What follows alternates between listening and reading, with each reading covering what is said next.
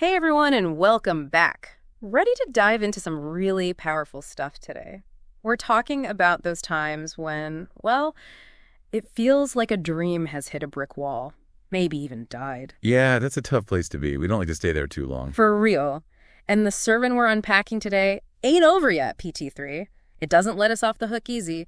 It jumps right into the story of Lazarus, and I was struck by how the Bible just comes right out and says, Lazarus was sick. Like, period. End of story. And that's so important because so often we dance around the hard stuff. Like you were saying, we avoid that place of just naming the truth of what's going on. So true. But the truth is, whether it's a job that fell through or a relationship that ended, that goal you were so passionate about that just didn't pan out, acknowledging the tough reality, the disappointment, the grief even, that's actually the first step to moving forward. Yeah, that really resonates with how the sermon talks about how even Jesus's close friends went through incredibly difficult things. It's not like Lazarus was sick because of a lack of faith, right? And Mary and Martha weren't in denial. They were living in a really difficult reality. And, I think it's in those raw, honest places where things can really shift. Mm-hmm. But it takes courage to actually go there. Okay, so we've acknowledged the hard thing. But here's where I always get tripped up.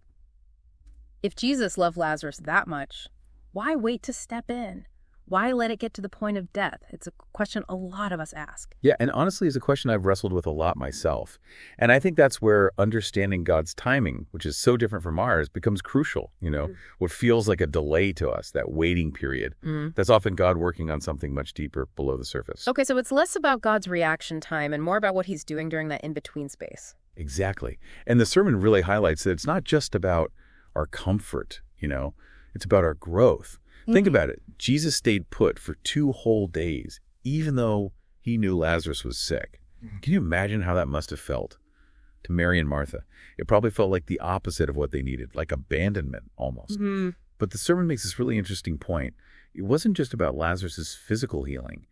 It was about revealing something much bigger, like his death and resurrection would reveal something so much greater than anyone could have imagined at the time. Hold on, death and resurrection. Okay, now we're getting to the part that can be hard to hear. This idea that sometimes our dream has to die for God's plan to, take root. I don't know about you, but that whole death and resurrection thing, that can be kind of a tough pill to swallow. I mean, it's not exactly the first thing you want to hear when you're holding on to a dream. Totally. I think it's easy to hear that and immediately make it personal, like God's just out to crush all our hopes and dreams. Yeah. But I really don't think that's the message here. So how do we even begin to process that? Well, for me, it helps to remember that the sermon isn't saying that God doesn't care about the things we want. It's more like he's inviting us into a whole different level of transformation, a death and resurrection kind of transformation. Okay, so clinging to that old dream, the one that's clearly not working anymore, it might actually be blocking the very thing God wants to do.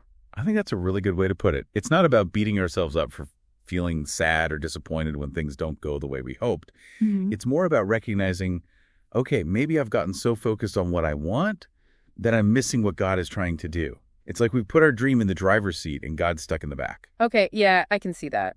And the resurrection part of the analogy is so important here because it's not just about letting go. It's about trusting that something new, something even better, can actually come from what feels like an ending. Yes.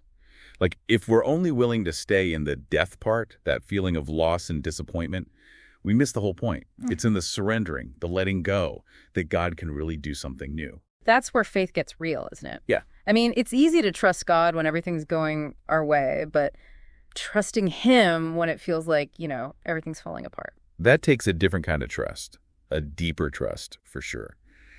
But remember how the sermon talked about how real faith doesn't require us to pretend everything is fine?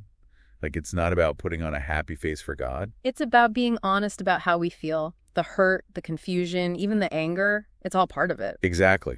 And, God already knows what's going on in our hearts anyway, right? I've struggled with that sometimes, if I admit how much I'm struggling, will God be disappointed in me?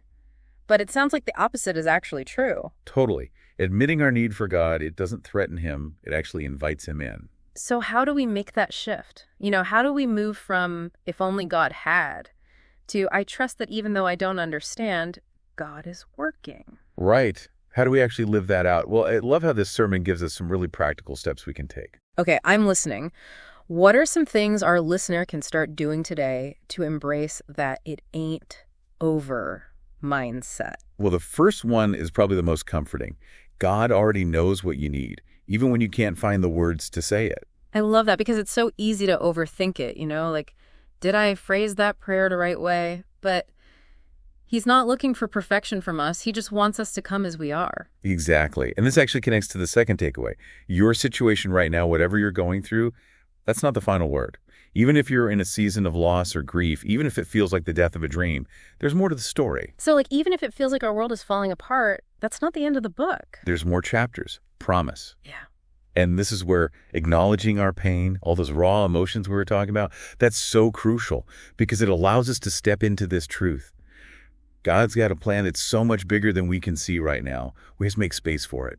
So we grieve the loss, we don't pretend it doesn't hurt, but we don't camp out there. We acknowledge it, and then we start looking for what God's doing in the process. Yes, exactly. And that leads right into the next point.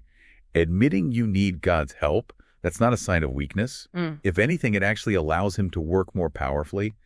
It's when we finally let go of control and say, okay, God, I need you.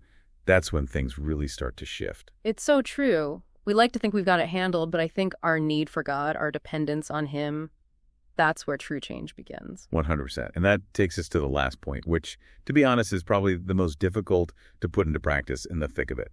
God's timing, even if it makes absolutely zero sense to us in the moment, is always perfect. Yeah, tell me about it. If I had $1 for every time I've questioned God's timing, I'd be, I don't know, sipping lemonade on a beach somewhere. Seriously. But the story of Lazarus, it reminds us that what felt like God being too late, what felt like maybe he'd forgotten about Lazarus, it was actually all part of this bigger, more beautiful plan. It's true, though, isn't it? Like, we want God to work on our timetable. All right, God, I sent up that prayer. I'm thinking Tuesday at 3 p.m. You good with that? Just like we think we can schedule a miracle, right? But, when I really think about the times in my own life where I felt God move in the most powerful ways, it was rarely, if ever, instant. It's like he honored the process, even the painful parts. So true. And it made me think of this quote from Elizabeth Elliot. I don't know if you ever heard this one, but it goes, "The will of God will never take you where the grace of God cannot sustain you." And that's what this whole conversation boils down to, right? It's not just about letting go of our dreams. It's about trusting that God will walk with us through whatever comes next. Absolutely, yeah. It's that deep knowing that we are held even when things feel impossible. And that brings us to the question that I think the speaker leaves us with in this sermon, which is, it's a bit of a tough one, but here it is. What stone might need to be rolled away in your life so you can truly hear Jesus calling you out of your tomb? Because sometimes, and I've been there, we're the ones standing in the way of our own resurrection. You know? Like we're clinging so tightly to the old dream, the old way of thinking, that we miss what God has for us. It's almost like we're afraid of what God might do if we actually let go, It's that fear of the unknown, right? It can be so much easier to stick with what's familiar, even if it's painful, than to step into something new, something better even. Wow. Well, there you have it, folks. So much to unpack there. And honestly, I don't think we even scratched the surface. But that's the beauty of it all, right? These conversations, these deep dives, they spark something in us. They help us see things from a fresh perspective. And even just asking the questions, even if we don't have all the answers yet, that's where the growth happens. It really is. Well, on that note, it's time for us to wrap up this deep dive. But as you go about your week, remember this. Whatever you're going through, whatever that it is in your life, it ain't over. Not by a long shot. Because until God says it's over, there's always hope. And that's a promise we can cling to.